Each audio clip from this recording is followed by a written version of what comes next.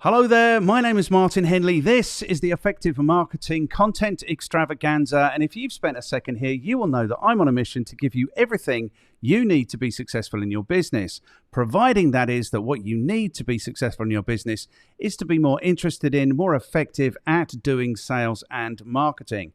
So I'm here giving you everything I know about sales and marketing. We are bringing you the marketing news every 2 weeks. I am reviewing the very best and the very worst of marketing content on the internet. And whenever I can, I am pulling in anyone I can find, anyone I've been introduced to, who will have knowledge that will be useful for you if you are interested to be more successful in your business. And that's what today is about. So today is Talk Marketing. So today's guest is a communications and political science graduate who has been working in the public speaking industry since 1986 when she was a celebrity booking agent.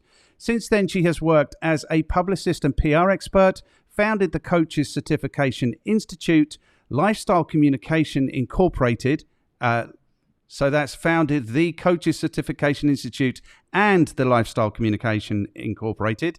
Been the radio host of Star Causes for CBS Sports. She is currently running her business, Mary Gardner Communications, is an executive coach, professional speaker, TV host, reporter, spokesperson, has appeared on CNN, Fox, CBS, etc., and is a contributor to the Orlando Business Journal. She has worked with Mark Kelly, the astronaut, Billie Jean King, Martina Navratilova, amongst a host of others, and presented at more than 100 universities. What you may not know about today's guest is that she healed her son off of the autism spectrum and wrote a book about it. There are several books, there are several programs, too many to mention. We will talk about those. Today's guest was introduced to us by the wonderful Tim S. Marshall. Today's guest is Mary Gardner. Good morning, Mary Gardner. Hello, Martin. How are you doing? I'm a little bit breathless now, having to say all that stuff that you've been doing. It's worn me out just talking about what you've been doing. Well, it's been kind of a long career, so it's not, all at once. But, if you're in a career for any length of time, you get little nuggets and you, like yourself, want to share it with the world. And you get, it's like when I'm coaching people, I think, oh my gosh, that's good. So you write it down and share it. And, before long, you have a lot of content. Yes, before long, you do have a lot of content. The thing is, I remember when I started my business in 2005, somebody said to me, you need more content on your website because it had 5 pages on it. It had a home page that said, this is effective marketing. And then it had like a services page and then something else and then a contact page. And that was it. And I remember saying to the guy, well, what on earth am I going to write about?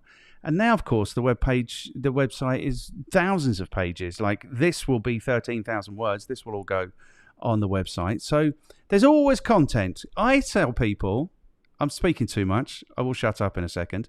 But I tell people that content is a little bit like love. Do you know the song? By Wet, Wet, Wet. No, I don't know that. Would you like to sing it for us? No. The song is Love Is All Around. And this is what I tell people because for money, I teach people digital marketing. And when I teach them social, when I teach them content marketing, I tell them that content is like love. It's all around. And you just have to get into the habit of collecting it and presenting it. That's what I tell people. But we're not here to talk about me. We're here to talk about you. Before we talk about, all of the stuff that you've done around sales, marketing, presenting, like you've done a lot of stuff, I'm really interested in this healing your son off of the autism spectrum. I mean, because that feels to me like an enormously powerful thing to have done alongside all of the other things that you've done.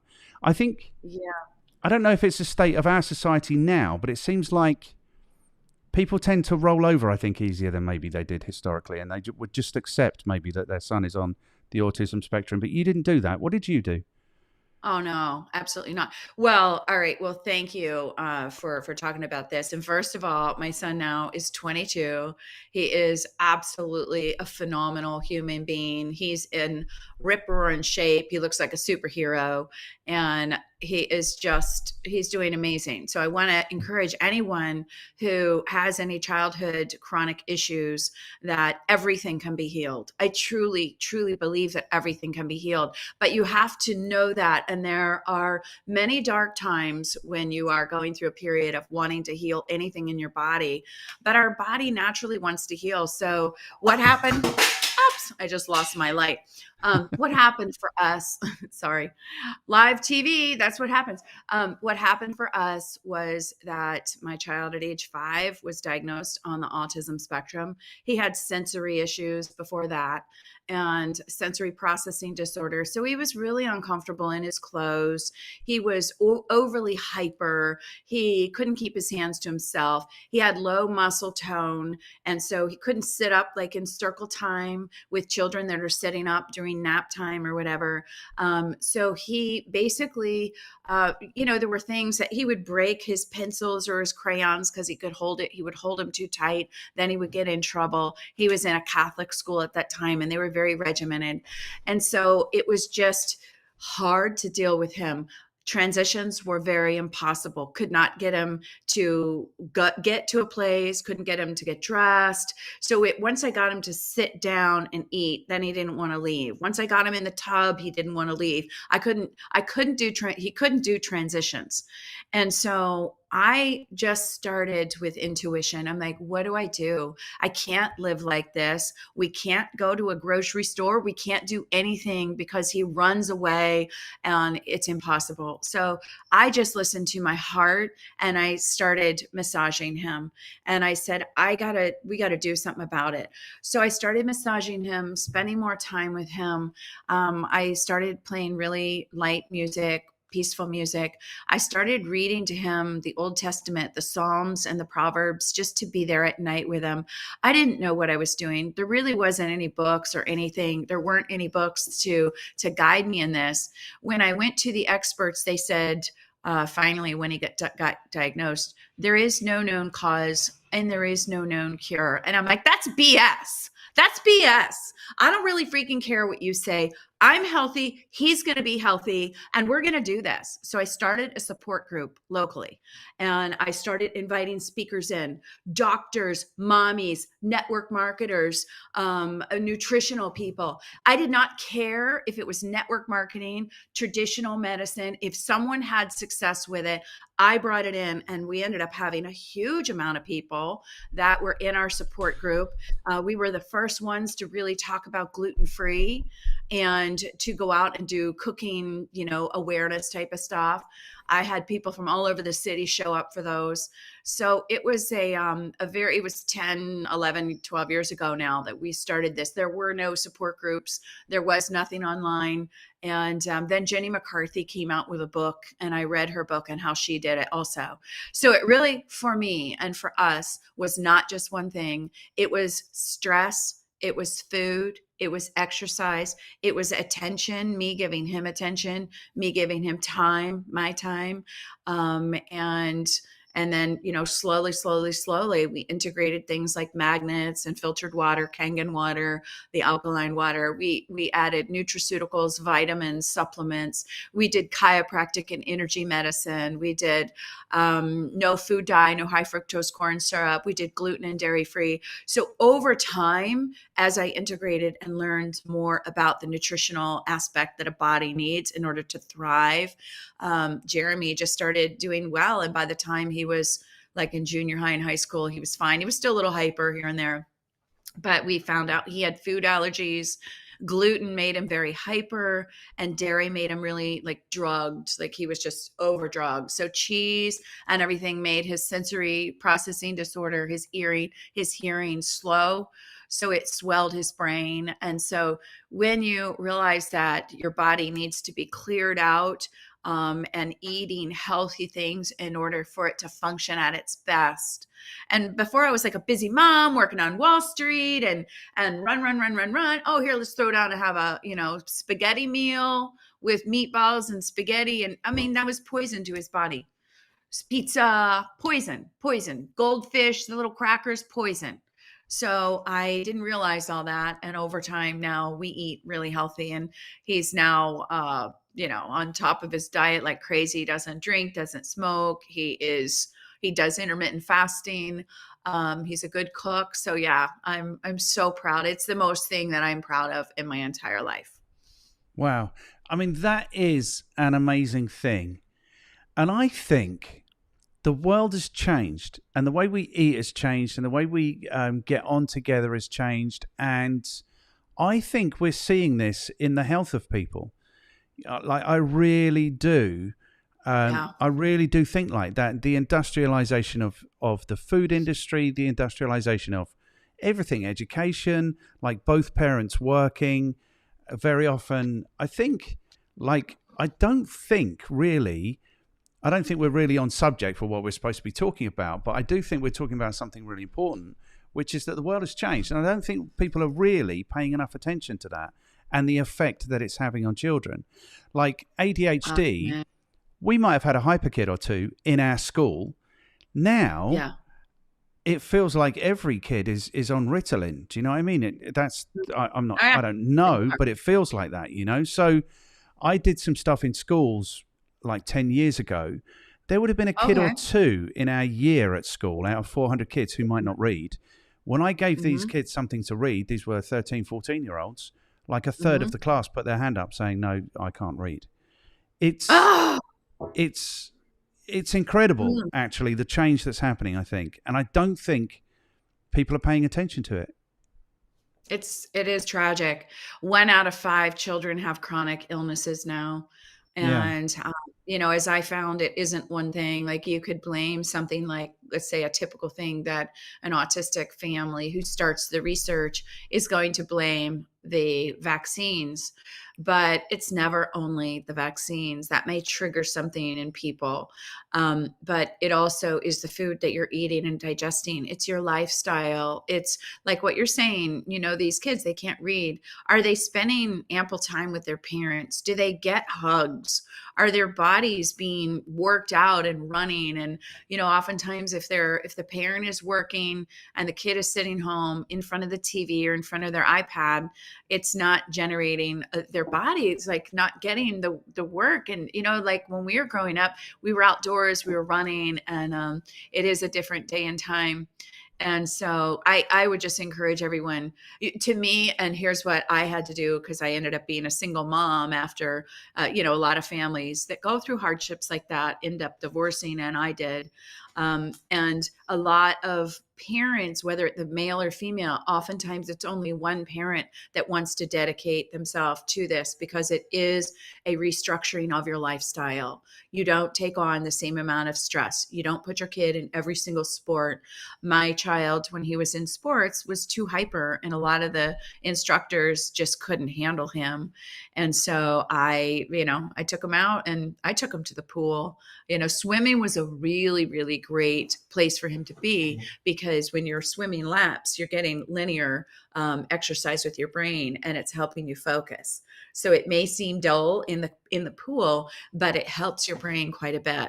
That's why I look at like Michael Phelps. I think Michael Phelps, if you ever look at him, his mouth droops. I think he's got sensory issues.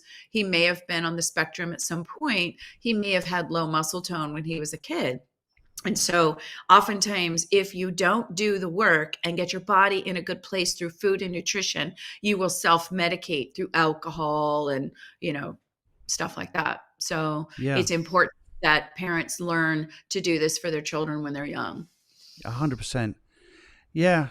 100%. And I really, I'm inspired by that, because this is the way it feels to me it goes. I don't have experience of this. You go to a doctor and they just say, well, this is how it is. There is no cause, Yeah. there is no cure. Like, you basically wear it. And no, I have every respect that you actually overcame that. That's an incredible story all by There are a lot of itself. dark days, and a lot of crying, a lot of tears. I found things also. I take a blue green algae. It's by E3 Live. I don't know if it's available worldwide, but it was something that kept me calm. And I do a lot of things to keep me calm too, nutritional products, because the anxiety, I think, is what drives so much of us. Yeah, yeah. We're living in a hyper focused world right now. So no, yeah. But I'm happy to talk to anybody if they are interested. Plug them into. There's lots of groups on Facebook where mommies are sharing information, and so yeah, you just have to plug in. Okay, super cool. And you wrote a book. What's the book called? Yeah, I did. My book is called Blessed Chaos, Excellent. and it's surviving and managing ADHD and SPD with family, faith, and food. And I used my faith a lot because you are in such a dire place when you're having issues, whether it's your child has cancer or whether they have whatever it is. Oftentimes you're really isolated as a person and as a parent, and you so long for your child to have the ability to go and play with kids. And I have a lot of friends whose children right now are not thriving and they don't know why. And certainly I have my opinions about some stuff, but we don't know. Every child is different. And so it really is up to the parent to detox their child, to feed them the best whole foods possible. Really, I believe that gluten in the United States is not healthy for anyone if you're using it as the basis for the core of your food. The wheat has changed so much. It used to be that wheat would grow tall and thin, and then they started putting preservatives, and it grows short and fat. And so wheat is just not a healthy preservative, for us No. to put in our bodies. So we do all gluten free. Yeah. And we should get off this subject because it's not really what we're here to talk about, but I am fascinated. Yeah, But my life. I don't think people really are quite as aware. I mean, when I was growing up, I'm not too far behind you, I don't think. The population's doubled. The population of the planet has doubled. Oh, And the wow. way we have literally engineered, like feeding the planet, has evolved enormously. Like you say, like the very nature of wheat. So people are kind of dismissive of this idea that people, always ate bread or whatever, but they're not seeing that the transformation that agriculture has gone through, and like the dairy farming has gone through, and meat farming has gone through, because it really has. It's changed dramatically in the last 30, 40 years. Yeah. Anyway, yeah, that's a truly inspiring story. Well done, you. Thank you. Yeah, absolutely. If I can get my kid, he's fixing my circle light that fell. He's quite mechanically inclined, so he's fixing it right now. But if I could get him to, that's all right, Jeremy. So yeah. Live TV. One time I was on live TV showing a bunch of products, and right before I went on, everything toppled onto the ground. And literally I had about 15 seconds. I threw everything back on the table, was back. And, so you just go with it when you have live, stuff happens. Yes, So yes. anyway, yeah, we got a light back. We're looking good. Jeremy, come say hello. I really have to go. Oh, he's got to go. Okay. Yeah, Okay, no worries. Okay, good. Anyway, so let's bring. talk marketing and keynoting. Yeah, should we bring some order to this? That's what we should do. Absolutely. So, there's only 5 questions. So I'll repeat the 5 questions for you. You don't have to remember them. I've memorized them. There's only 5. I'm so It's not happy difficult about to do that. So the first question is, how are you qualified to talk to us about your specialist subject? Your specialist subject is supporting leaders to develop and present keynote speeches. Is that correct? Yes, it You is. stand by that? Yeah. Okay, so Yes, the I second do. question then is, who do you work with? How do you add value to their lives? The third question is, what is your recommendation for people who want to get better at developing and presenting keynote speeches? The fourth question, really easy, what should people read? The fifth question, who can you throw under the bus who might enjoy to have a conversation or endure maybe to have a conversation like this with me? So Yeah, those are the 5 absolutely. questions. So how are you, Mary, qualified to talk to us about this thing? Developing and presenting keynote speeches. Yeah. So I started off my career always, I guess I never was really that popular in high school. Although when I was in 7th grade, I was sitting in my drama class, and this gal, Tracy, popped her head in the door and said, "Hi, Mrs. Long." And Mrs. Long, our drama teacher, turned around and said, "Hi, Tracy." And then everybody in the entire class was like looking at her. And Mrs. Long said, "You know, there's only some people that when people walk in the door, everybody looks. And Tracy is one of those kind of people." And so it was that point of time I was like, I want to be one of those kind of people where you're noticed and people have a good feeling about you. So I started kind of studying popularity and how to get it and how do you get to that influential state. So I started studying it, and I think by college I had mastered that by getting to know people, by joining the right groups, and by being a part of successful groups and participating and volunteering.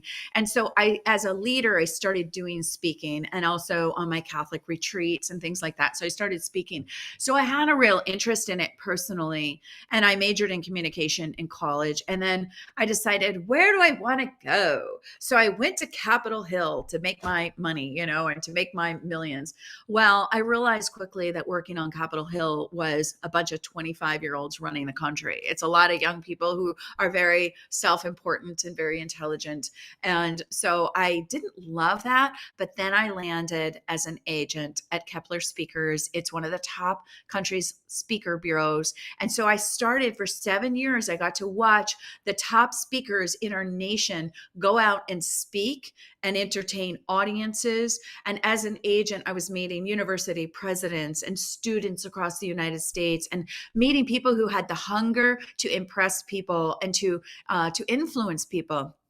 So back in the day, I was booking and working with like Robert F. Kennedy Jr., who was talking all about the environment at that point. I was working with and representing Sarah Weddington, the attorney that argued Roe versus Wade. And I put her in debates against Phyllis Schlafly, the Eagle Forum right-wing woman. So I would have these huge debates. Some of the other agents would just book the event and it would be over. But I said, no, you got to go to the liberals and you tell them that the other side is going to bring posters, but no posters are allowed inside the auditorium. And you tell both sides that, hey, the other side is bringing posters, but you cannot bring them in the auditorium. They're like, what? They're going to have posters? They're going to have picketing? Oh my gosh. So I would help them create a riot outside their school. Of course, the media would show up and it would be this big thing. And so I know that I helped educate lots of people around the United States for many years on these two issues. And so on the issue of pro-life, pro-choice. And so I was always into helping people understand. So marketing was a big part of it. Having creative ideas was a big part of it. And when you have somebody who is a genuine thought leader, they have to be good on stage. So I got to travel with the speakers. Then I opened a PR firm at one point where I was helping them craft speeches and get out and do TV tours and write books. And then I was starting to coach, and there wasn't a business called coaching. I called it personal consulting, and I was charging people $150 a month.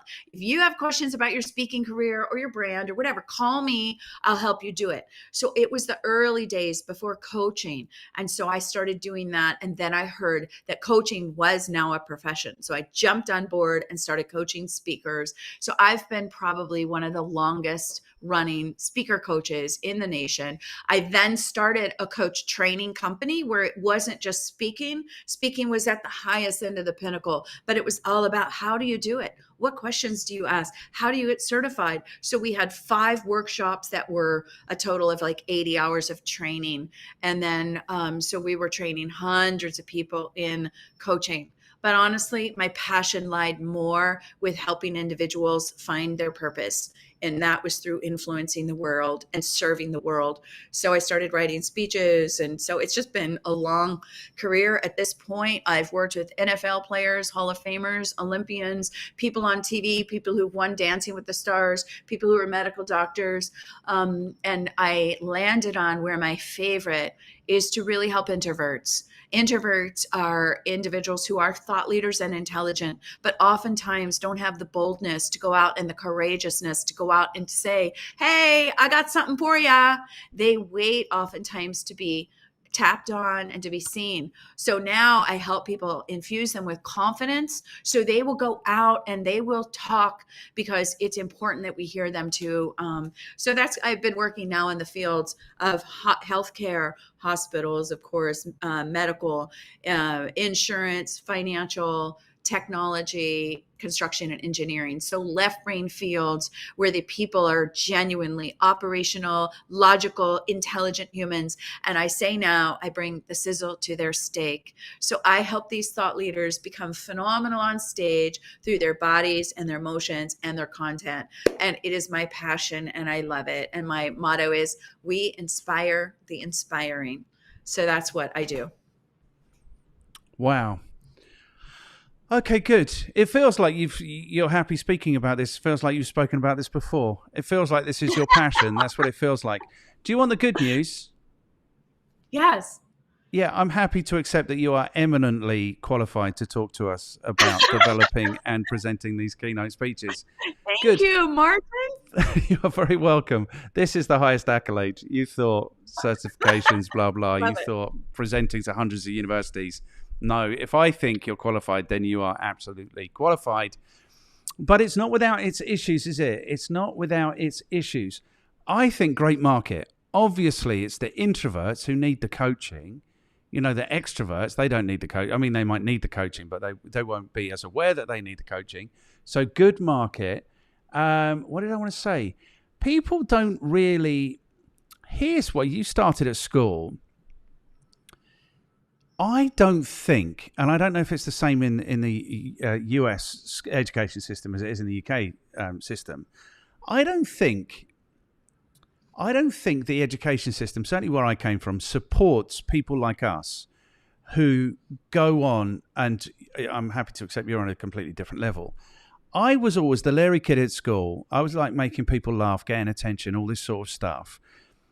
Nobody ever sat me down and said, Martin, you know what? You're going to be a salesperson and you're going to be a presenter and that's what you're going to be. And you should go in this kind of direction. They sent me out of the class is what they did.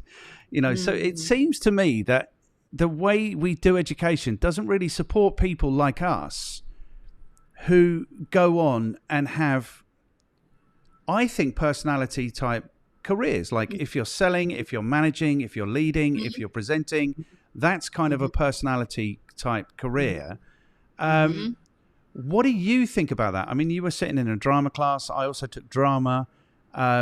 It feels to me like a lot of people, I don't know if you consider yourself, I know you've done more marketing type stuff in your career other than this, but it seems to me like lots of marketers and lots of marketing is kind of performative.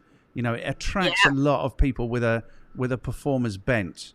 What do you think about those ideas that somebody should be saying to those Larry kids in the schools, this is what you're going to be and this is the way you could develop towards that already? Do you know what I mean? Rather than sending them out without even knowing that these careers are available and then having to get really lucky.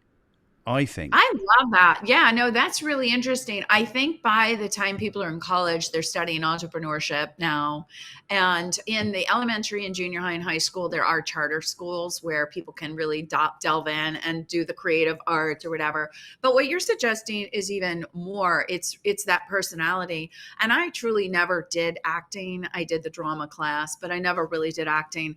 But I was kind of, and speaking is a little bit of a combination of content and personality.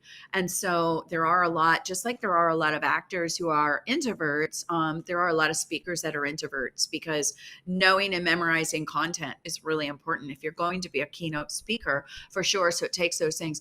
I love your thought about grabbing those kids. You were probably one of those athletic type that needed to be out on the field most of the day and running it all out and then coming back. I know schools are not capable of handling a lot of high energy people. I agree with you. And I tried to send my son at one point to it was like a camp environment school, and it just didn't work out. But there are things available when parents recognize that. The problem is sitting your child down and round peg, square hole, whatever. It's like you really have to identify what does your child need in order to thrive, and what are those natural things, and feed that.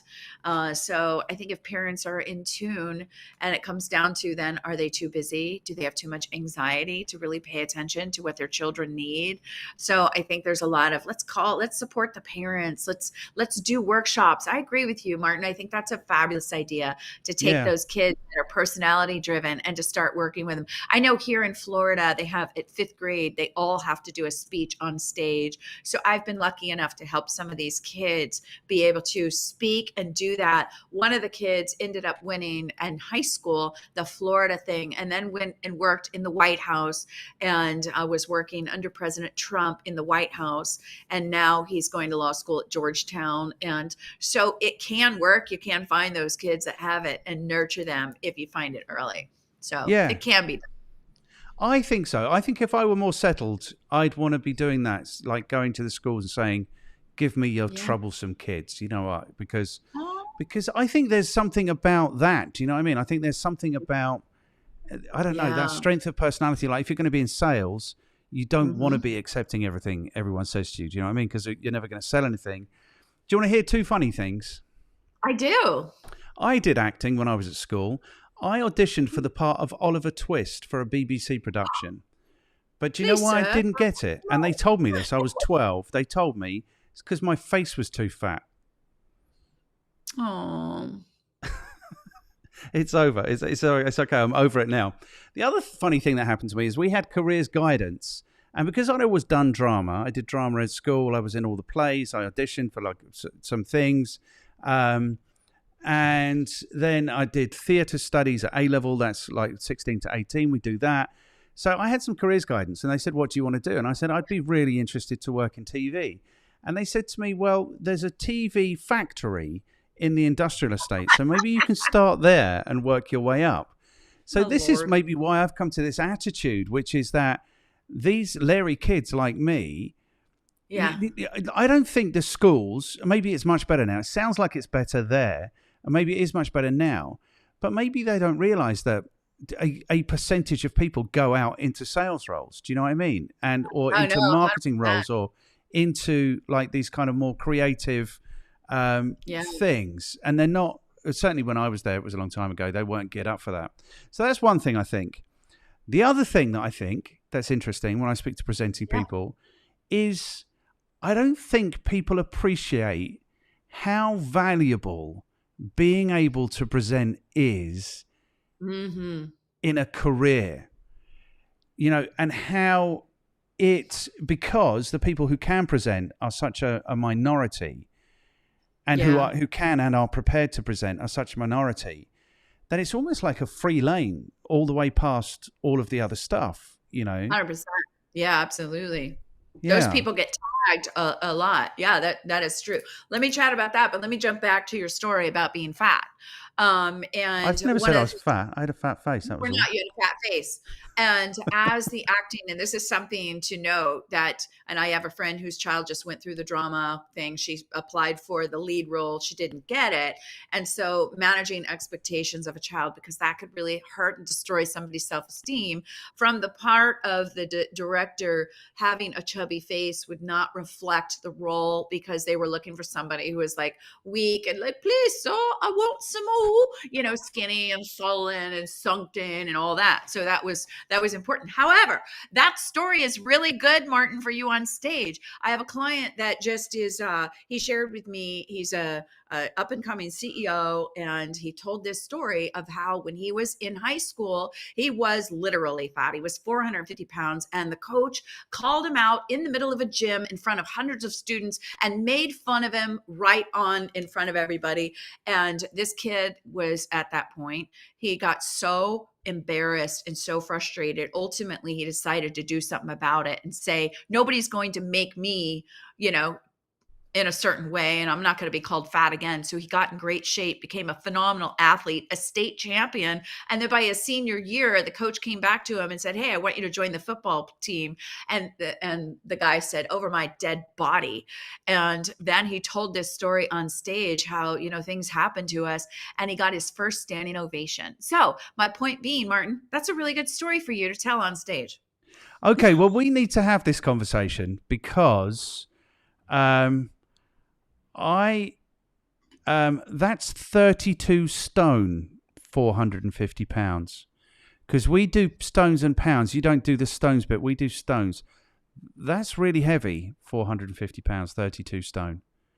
That's twice as heavy as I am now.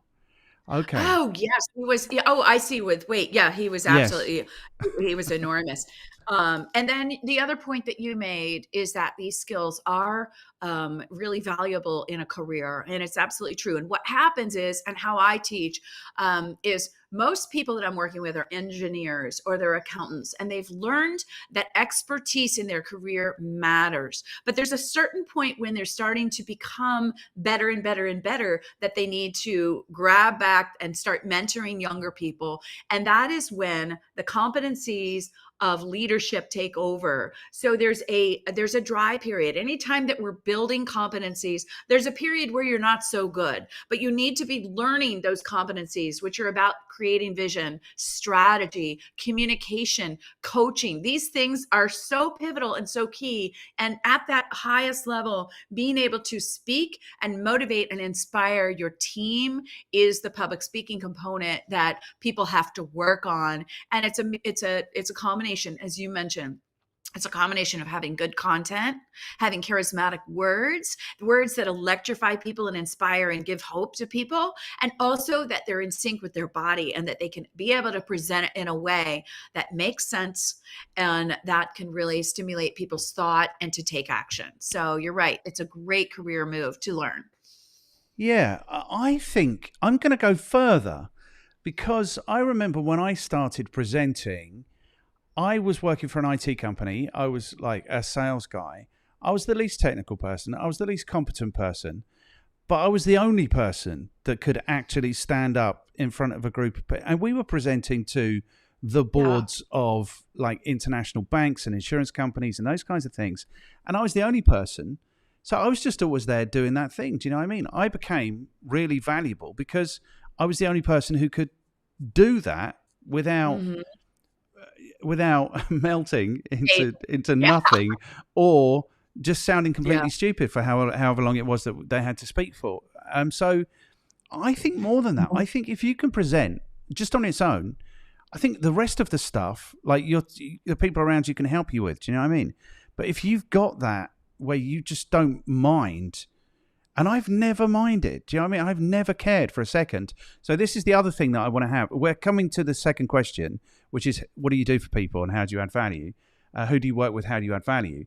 Maybe we're there. Okay, so question number 2 for when we clip this up. Who do you work with? How do you add value to their lives? Here's my assertion. Here's my question. Are speakers born or can they be made? That's my question. I love that.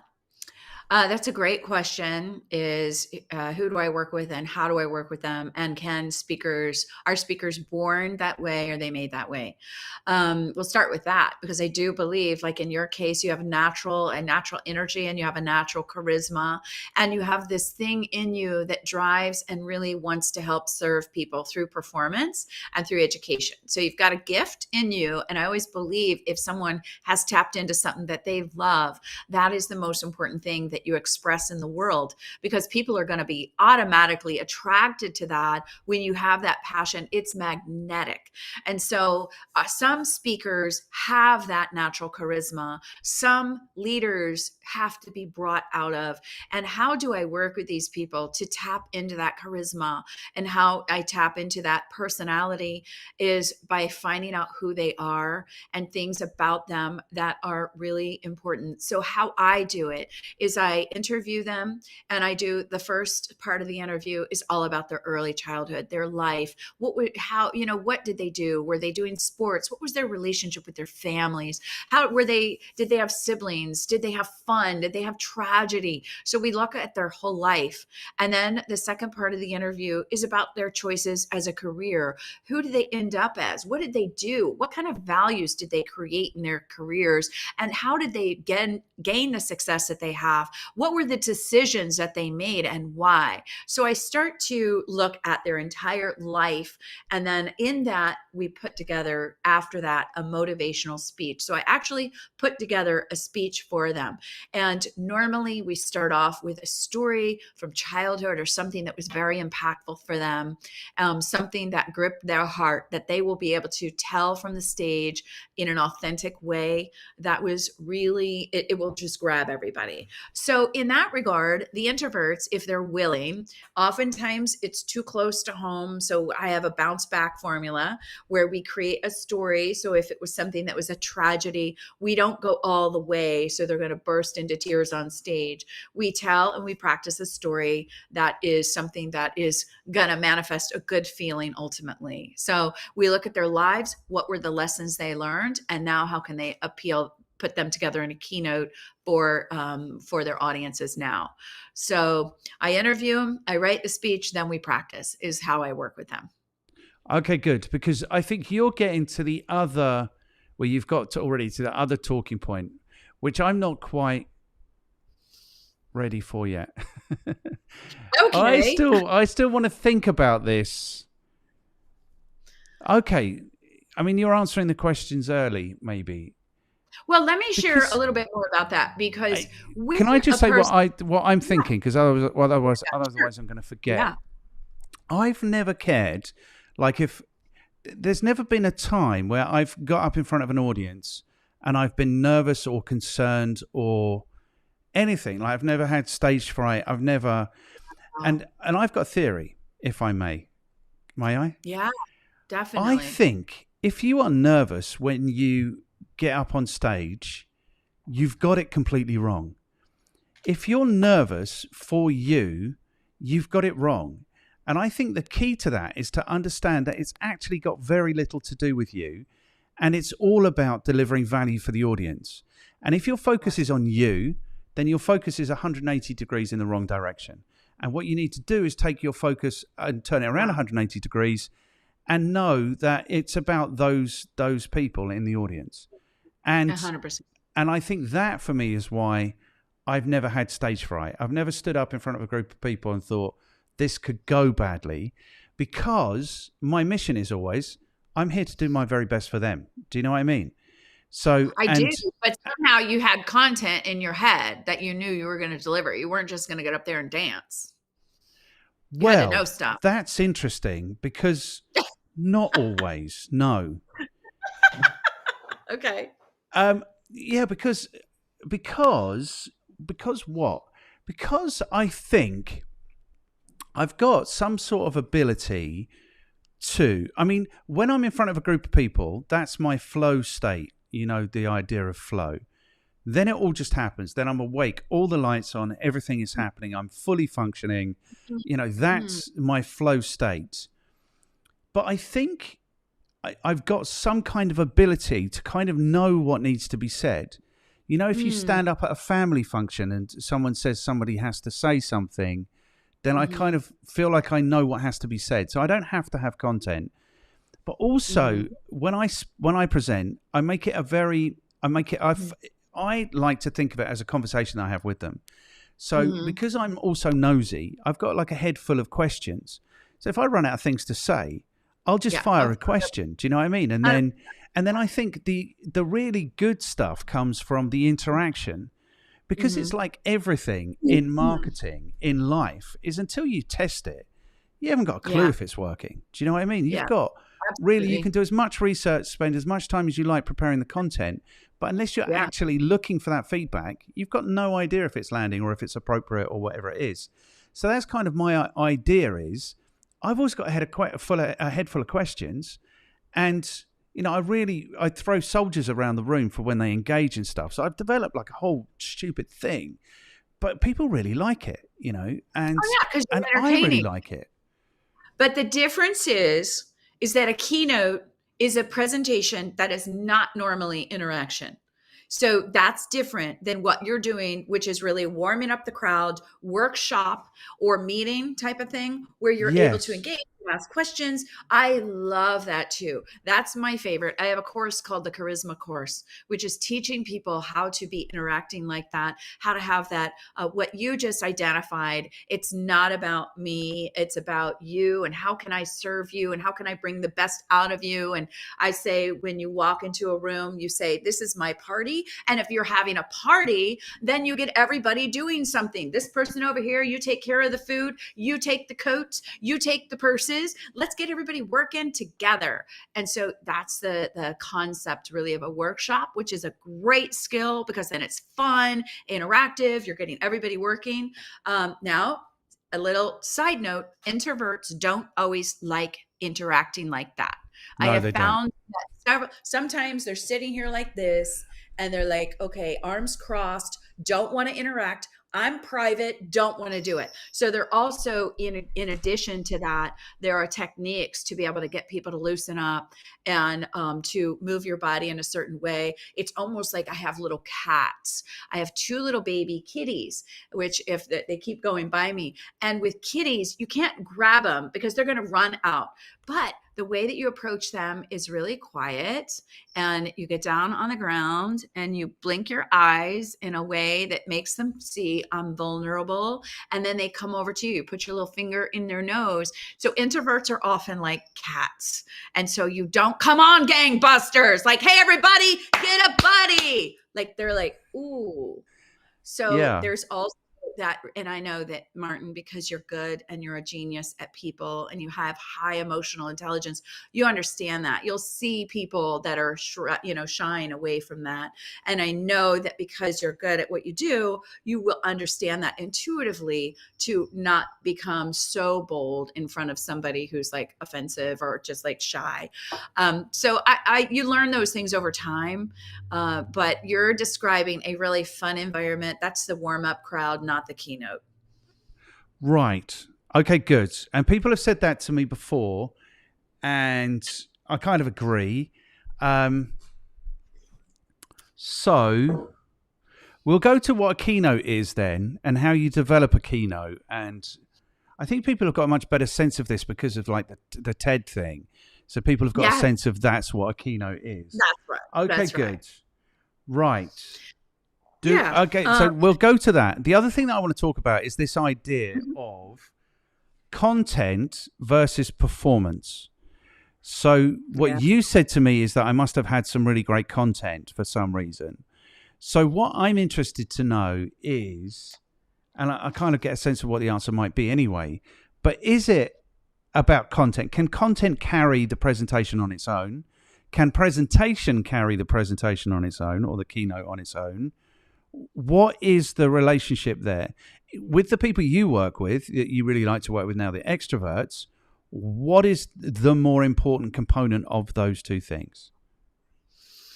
So I work more with introverts, not extroverts, but I do Introverts, that's work what I with meant to say. extroverts as well. And as you mentioned previously, someone like yourself, if I were working with you, I would sit down and maybe we would be taping it and riding a bike or something. So you would not have to be sitting there in your, whatever. We'd accommodate you, or I'd interview you and you'd get to talk, and then we put it together.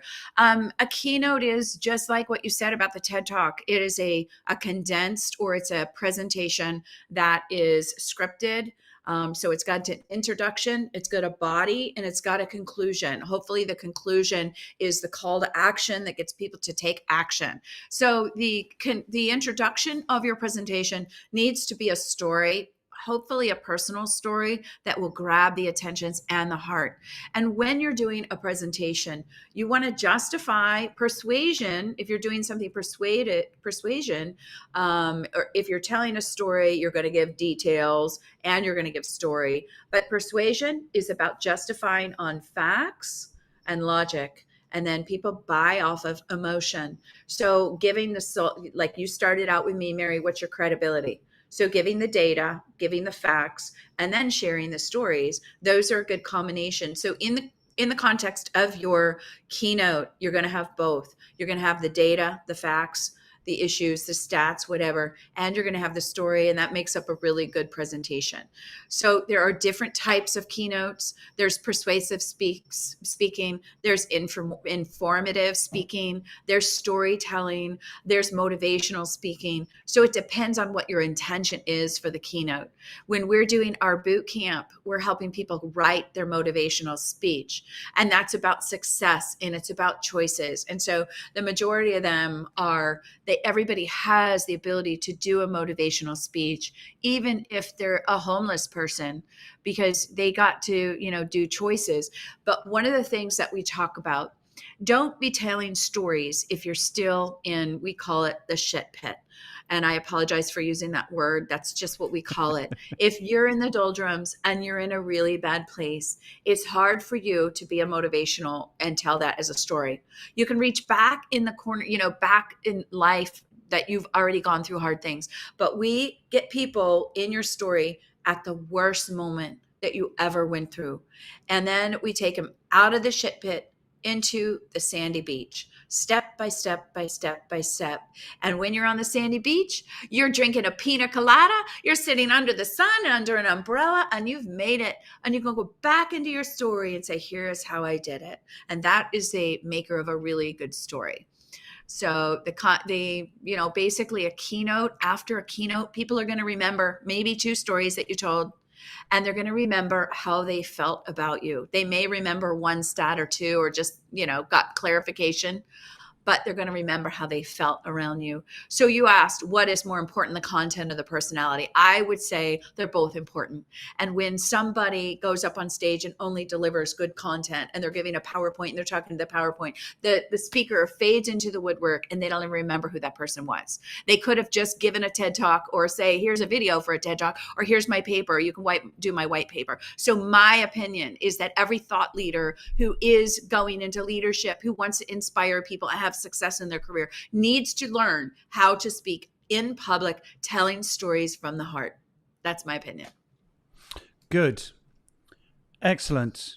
I didn't mean, I meant performance, I think is what I meant. So is it content or is it performance? So I'm kind of imagining someone who is more introverted would need the crutch of really strong content to give them the confidence maybe to deliver the performance. Maybe someone who's more performance capable wouldn't need such strong content. You're absolutely right. It's the key. It's the two things together. Well, yeah, it is true. I apologize for not going into that, but it's like the story can be the performance. And we have a TED Talk speaker that we show in the boot camp, and she's a high introvert. She's she's Korean, and she escaped from Northern Korea, I think it was, or Southern Korea. I can't remember. Sorry. She's very quiet. And the whole time she's telling her story like this, but her story is riveting.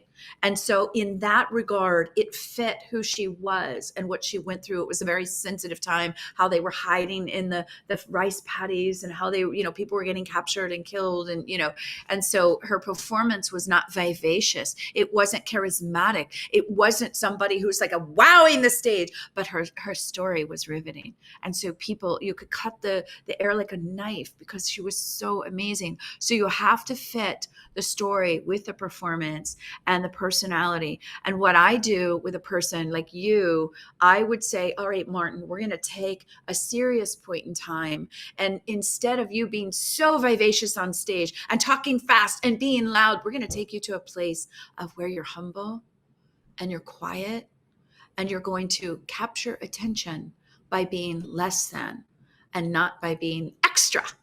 And so I'm going to take your personality down to a level, and maybe you're going to talk really fast and you're going to give some data and give that stuff. So we're going to balance your personality just like an introvert. I'll take them and have practice being loud. I'll have them scream across the whole room and get out of their body, because we all have a typical way of being.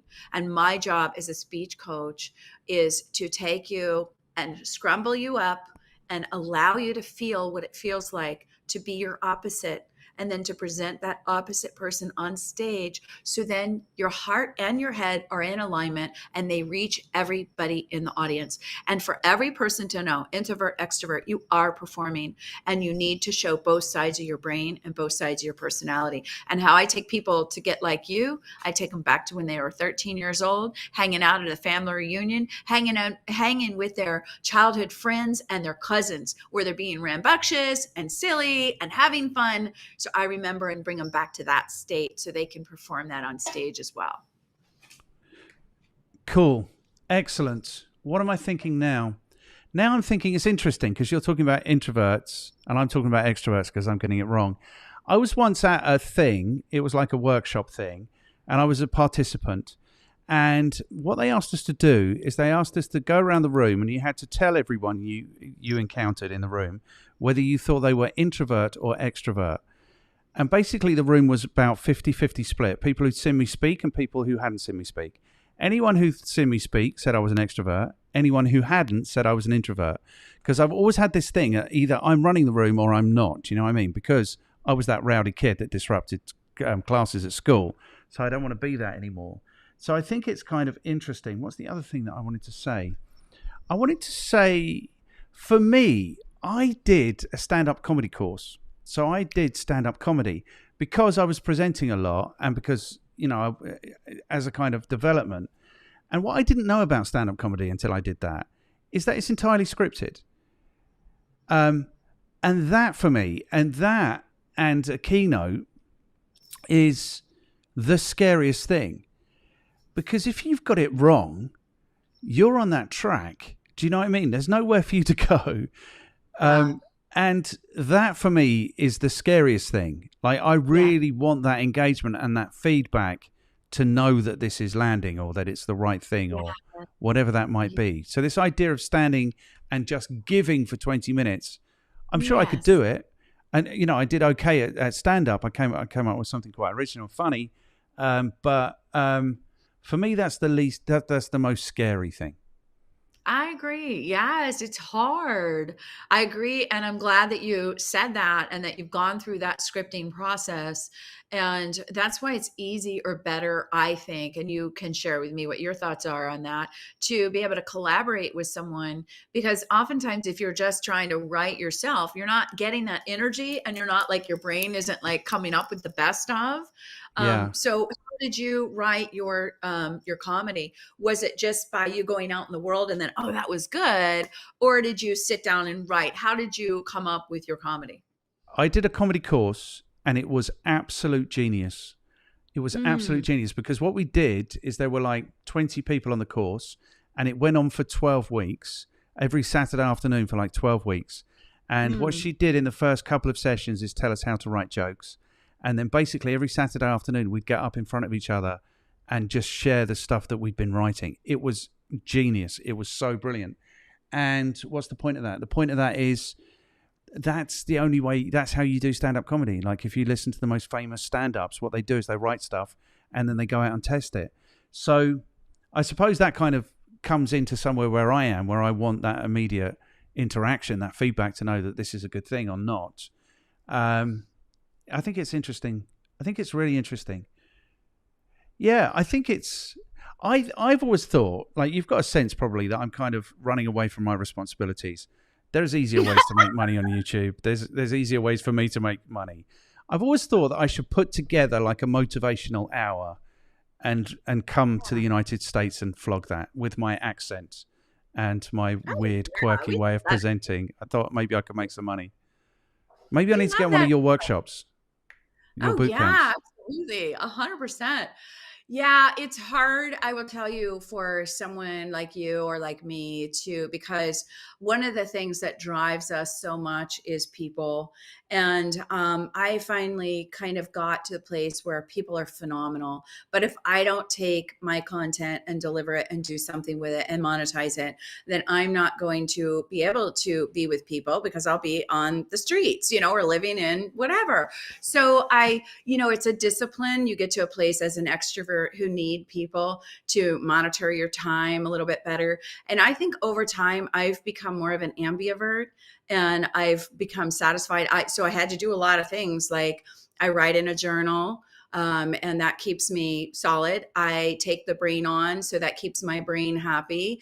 I exercise as much as I can, so I get out of that energy, because that person who's high drive, extrovert, has a lot of energy, and you need to manage your energy. And then you've got the focus to be able to sit down and actually accomplish things.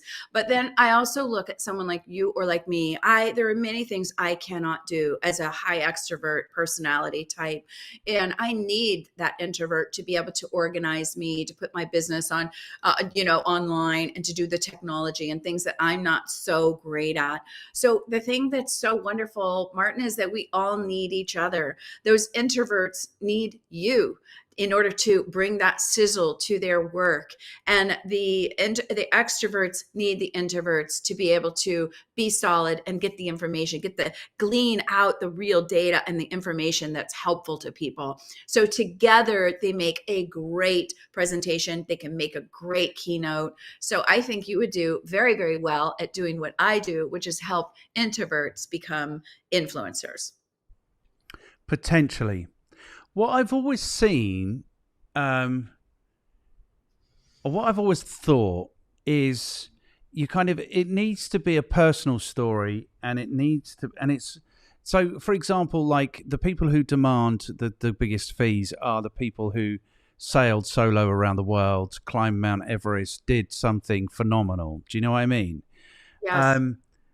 I am interested in this. And so, I don't know. I thought that, well, I'm just ordinary. Do you know what I mean? I just had an ordinary kind of upbringing, bringing an ordinary kind of career, blah, blah, blah. So I don't have that, so it would make it more difficult. What was the thing that I wanted to say? I wanted to say that, so those stories, so I think there's something in ordinary. Like there's something from going, like if you're not, what's her name? The woman who sailed solo around the world. Like if you're that amazing person, then that's not necessarily motivational for people. What I think is, in sales and marketing, in presenting, in teaching, in all these things, you have to find people where they are, and you have to take them to the next step, the next place. That's really as much as you can do. Whereas you're not really doing that if you're, I don't know what I'm saying. I've run out of steam. Well, you say something. I want to share with you one of the things that I am thinking about are speakers that did exactly what you're saying. They didn't do something extraordinary. They didn't go out and save the world. They didn't go on a magical adventure. They didn't climb Mount Everest. But here's what they did. They saw who are the most expensive speakers. What are the trends in speaking? What is the title, or what could I do and create a keynote? So I have a friend, his name is Giovanni Livera. I'm telling you, creative genius. Creative genius meaning he was a magician, and he's been at the height of the level of magic. And then he was the guy that invented, I don't know if you've seen those things where they shoot the t-shirts into the stadiums. I don't know if you've ever seen that. They shoot t-shirts. He invented that.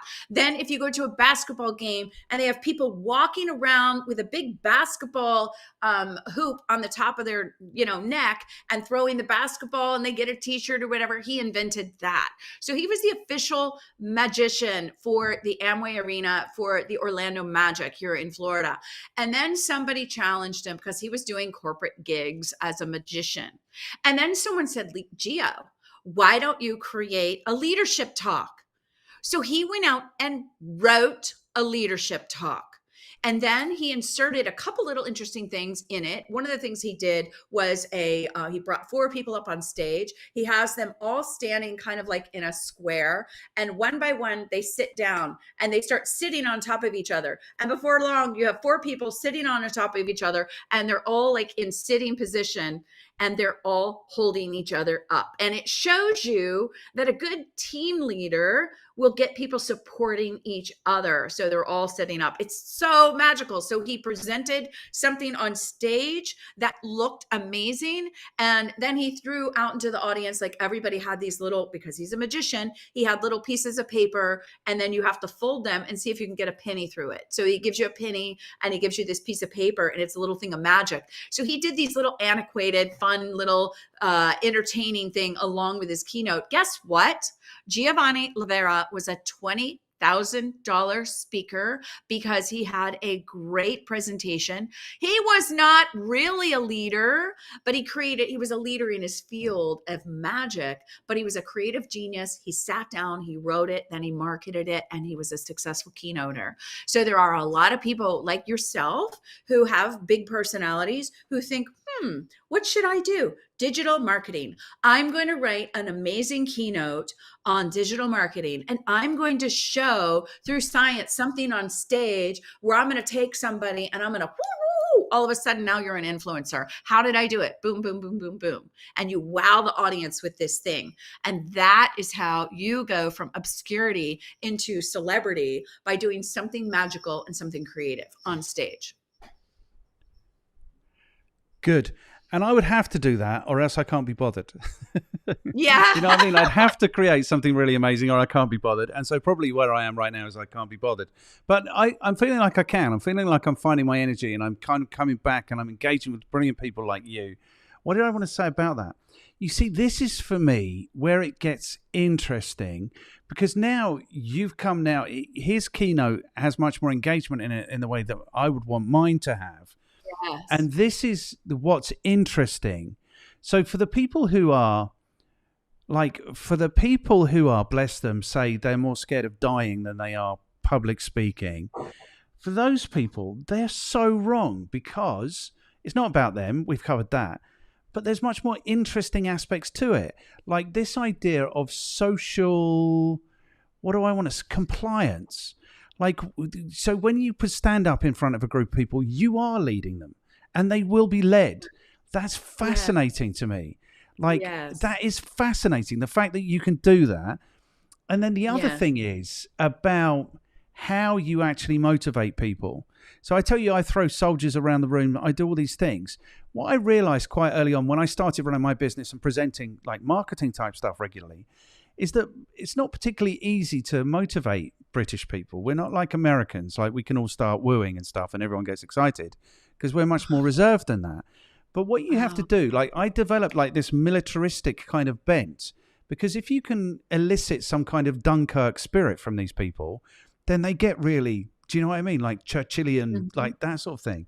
Yes. That's really interesting to me. And the really interesting thing in all of this is how you actually motivate people. You know, how you find those really quirky ways of landing the message where you give them like 80% so that they have to work out the last 20% themselves, so that then they feel like they've come to a realization of their own.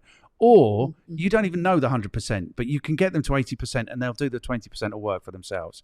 Now, so those three things, like the social compliance that goes on, I've forgotten what the middle one was, but the last one, like how you deliver these messages in a way that people can really but people can really work with, be motivated by, be moved by. Do you know what I mean? Those are the really interesting things. And it just seems to me like this entry level, it's scary standing in front of people. It's just such a, whatever it is, non sequitur. Like it's ridiculous. It shouldn't happen. Okay, but you're in the world fixing that. That's good. We've got 9 minutes left. Is all. Awesome. I think we should do a quick coaching session for you. No, we can't, because we've still got 3 questions to go. I would love to do that, but this has been, like, you've seen through the facade, this has been a coaching session for me. I think I want to come and get on one of your boot camps. Here's like, before we get into the last 3 questions, here's the last question I want to ask you. Now, I know you're benefiting because you're coaching people to do TEDx's and TEDs and those things. Yes. Has TEDx and TEDs, what effect has that had on the industry? Because clearly now we get to see many more speakers. What effect has that had? Has it made it a better place to make a living, or a more challenging place to make a living? What effect has that had? Yeah, absolutely. TED Talk is a really good brand. And so it's a nonprofit organization. And what they're looking for is an audacious idea. So they actually have a section where you can apply for an audacious idea, but they're looking for the big idea of something that you have accomplished, something that was life changing. And it's usually one idea. It doesn't have to be a whole business, it could be one simple idea. I had one client who was a physician, and his one simple idea was that in hospitals, it would be good to check in with your bosses and the doctors. And so he told a story about how he went through a period where there was a little boy who passed away and he was still had his living organs, and the family decided to donate his organs. And then what happens is they automatically go out and they give those donor, they say, oh, you're going to get a donor heart, you're going to get a donor eyes, whatever. And at the last minute, the family changed their mind and they decided not to donate the organs. And what happened was everybody in the hospital was crushed. And it was so hard because then all these other people that were waiting could have died and didn't get the heart and what all that stuff. And so it was very depleting and depressing for all of the staff. And so the social worker came to Larry, my client, and he was saying, how are the people on my staff? How are they doing? And she said one question to him that changed his life. She said, they're fine, Larry, but how are you? And he started crying. And he realized, oh my God, what is happening to me? And what happened was the top of the hospital and all the leaders don't get asked, how are you doing? And so he made a culture in his in his medical environment. Check in with your leaders, because you know what, they're hurting too. And right now, leaders and doctors, dentists, veterinarians are the highest level of suicide. And so that was one little idea, and that idea has permeated through the hospital profession that, hey, check in with the doctors. How are you doing? Just asking that. So yeah, one little idea, it can make a difference in your career, because once you stand up in front of an audience, even if it's in front of your team and you do a bang up job, it can totally change the trajectory. I have a client that I worked with a couple of years ago who was working as a fundraiser. And she came to me, she said, I want to do something big. We're having a meeting where we tell what we did last year with our fundraising goals and how we accomplished them and what we're going to do next year. And so I said, let's write a speech. So here it was. Everybody else just shows up. So at the speech was the CEO of the hospital, her board directors, and her associates who were also fundraisers. So Dawn stood up in front of the audience and said, do you remember when you started here at Florida Hospital a few years ago? And you drove up to the driveway, the circular driveway, you parked, and then you walked in the door. And the first couple of days you looked at all the people like, I wonder if I'm going to like them. Are they going to like me? Well, after a week, like you, I knew this was the place for me. We, over the past year, have been able to accomplish this, this, and this. And I was able to work with such an amazing team. And last year, my numbers were this. And this year, it's amazing. We've got so many things on the docket. We're partnering with this group, and we're expanding. And together with all of us, I'm excited to be able to announce my numbers are this. Now, this speech was about 2 minutes long. She told some of the statistics, what they did last year. She told the vision for next year. And at the end, she said, like you, I'm so excited to be a part of this team to not only change the patients, but our community. Thank you. So she did this 2-minute prepared speech. She sat down. The CEO said, have you been in Toastmasters for a year? Her board director said, oh my gosh, I need to borrow that speech. That was so good. And her associate said, you jerk, you just threw us under the bus. You made us look bad. So P.S., that changed her career. She got a promotion. And after that, very quickly after that, and then she was in a leadership role. And then she was asked to speak at a team, something locally. And P.S., now she's a politician running government stuff. It changed her career. I've had people that have done one speech, one toast to somebody at a 40th birthday party, and everybody sees them and they're like, oh my gosh, you're like really good. So being prepared, having the script, practicing can change your life, and it can elevate your career in a way that a lot of other things cannot. You are so good at this. Okay, cool. Right. I've like the coaching has worked. My keynote is going to be from ordinary to extraordinary in 3.5 simple steps or something like that. It's going to be the most ordinary presentation ever. And then I need to get people to pay me $20,000 to present it. Okay. Question number 3. Are we okay? We're going to run over by a few minutes. Is it okay? Oh, yeah, absolutely. I love talking shop. It's fun. Okay. Super cool. Right. So question number 3 is, and you have to keep this down to like a minute or 2 minutes because we want to put this on TikTok is where it wants to go, and Insta Reels and those places. So the question is, what is your recommendation for people who want to get better? I mean, you've told us, but now I need you to tell us in 2 minutes. For people who want to get better at developing and presenting keynotes. Okay, in order to be good at keynotes, you have to have a lot of content, which means you have to read a lot. You have to know statistics, and you have to be able to rattle off a couple of stories in your head, whether they're your stories or someone else's stories. And then you have to practice to precision. So you're not doing a lot of ums and ahs, that you can get across your content in a quick manner and to have the head and the heart as a part of that story.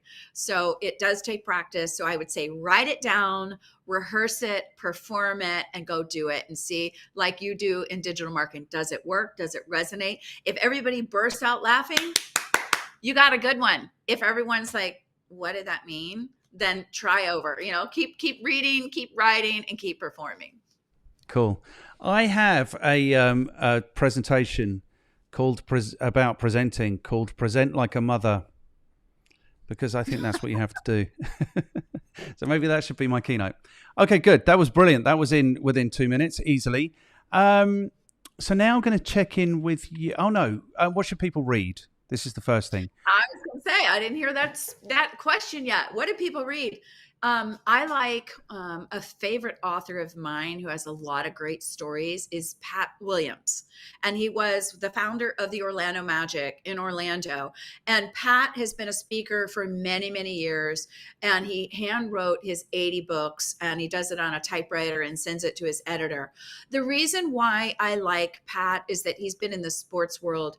And for anybody, whether it's a male or female, sports is a unifying activity. And it's something that we all have been a part of. Not everybody's a fan, but it does genuinely, the lessons that you learn out of sports can be good business lessons. And so it's a good, safe place to go. So I like Pat Williams as a speaker and as an author, because he has so many books and so many stories in the context of his books. But secondly, don't stop reading. Okay. Firstly, though, you have to name one or two so we can put some links for people. Oh, okay. Well, I'm going to have to get the name of the book right now in front of what I'm reading. I've got several books that I'm reading right now. Okay. The Mastery Journal. And this is by John, what's his name? John Dumas. This book is so good. It's John Dumas. It's John Lee Dumas. Okay. And so I'm reading this book, and this is about how to stay focused and how to make your business a success. And so I love that. I'm reading this book right now called Roar. This was represented to me or told about from a big celebrity speaker bureau. And this is Michael Clinton. And this is about in the second part of your life, like how do you make sense of it? Like you've already accomplished a lot. What do you do now? And then I would say third, if people are doing TED Talks, Talk Like TED. This is a great book. And Carmine Gallo is the author. So these are 3 that I'm reading right now that are great. You're an absolute star. And the thing is, this is all, I mean, you've realized this is all just counseling for me, what's going on here. So that's good. And I don't read enough. So that's why I'm asking people what I should read. So I will pick up those recommendations 100%. Okay, good. You know how I do? I scan it. I see which one of the titles are going to really resonate with me, and I do it quick.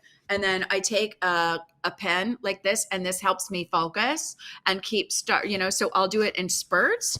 And so then I'll outline a book, and I'll say, here's the part that is important to me. So I always and I take notes in all of the columns. So that helps me stay focused. Wow. I need to do that. I'm going to take you up on that recommendation. I have got hold of some reading glasses. This is what they look like. So they are definitely just for reading. So I am on a mission. There you go. Yours are much cooler than mine. Okay, good. So, final question, and I just have to check in with you first. How have you found this experience? Well, I think it's fun. It's fun to be able to talk about what you do in a more extended format. So I want to congratulate you for having such an interesting, introspective type of conversation. I find you to be a really genuine, authentically curious podcaster and host. And I think that's really fun for the guests. I hope that the audience finds and gets good information from all of your guests, because I think you're doing a great job. And I am looking forward to promoting you on all my social media. And then when you come to the United States, I'll help you do your presentations and hopefully get you booked on stage, because let's face it, the world needs to hear more of Martin. You are so good at this. Thank you so much. I'm so happy. Okay, good. I just needed to know that you quite enjoyed it so that you wouldn't find it too painful throwing a couple of people under the bus for me to interview. I don't think it's putting anyone under the bus. I can imagine that all of them, if they get copies of it, could utilize the content and zero it down and use it for a lot of their social media. So no, I think it's brilliant, and I think you're a genuine star. So Okay. Yes, I'll make sure that you get some good names. Fantastic. Good. So now you have to tell me who those people are. And it has to Okay, be people that you can introduce me to, yeah?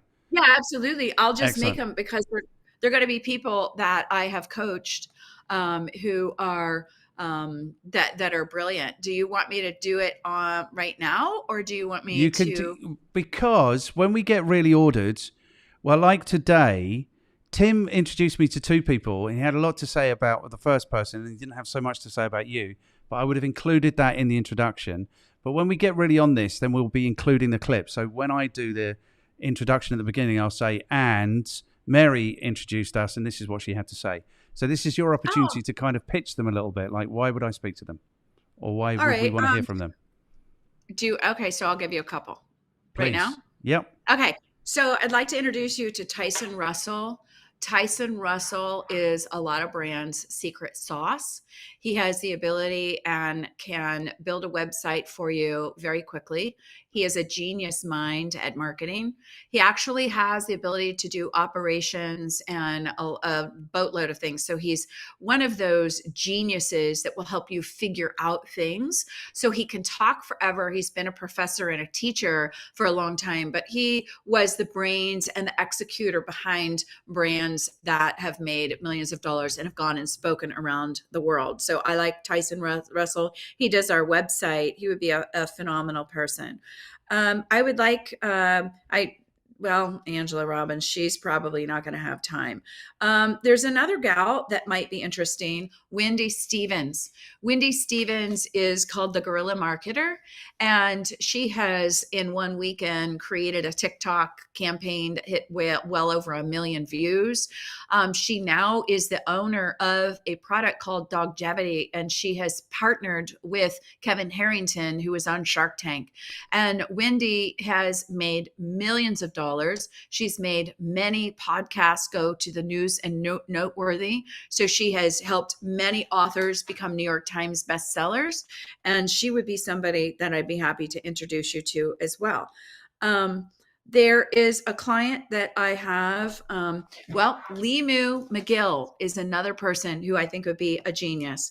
Limu has a backstory that's amazing. At one point in her life, she was homeless, and she decided to use the law of attraction to increase her revenue and to change her life.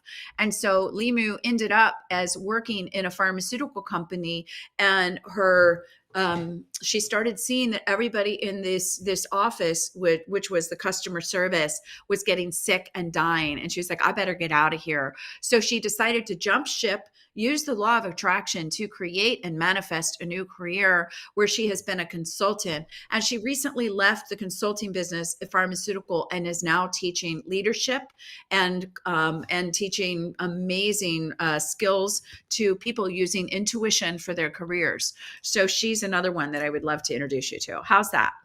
That is amazing. That is the best billing that anyone's ever done for anyone they've introduced me to. You're too good at this. You're just too good. Well, thank you. I really truly love it, and I hope that you make money out of this podcast.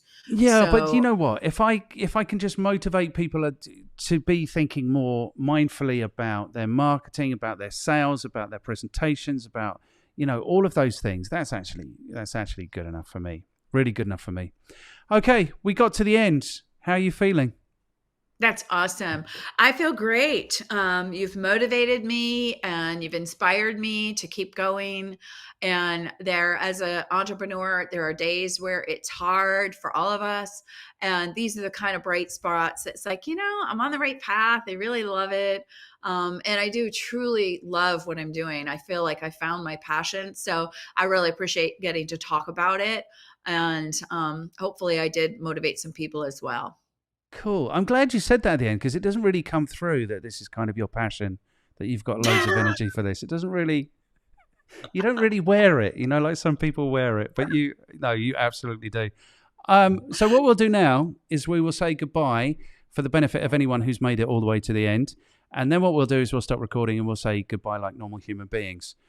Mary, I've had so much fun. This has been such a cool conversation. You've been so generous with your amazing experience. And I have thoroughly, thoroughly, thoroughly enjoyed it. Thank you so much. Aw, thank you. I really appreciate it. It's been such a fun time. And as you can tell, I love sharing the good news about helping people find their purpose and their passion in life and talking about it and really being able to inspire the world. I don't think there's anything greater that any of us can do. I don't think so. And I think you are doing it amazingly. Thank you so Oh, much. thank you. I appreciate that.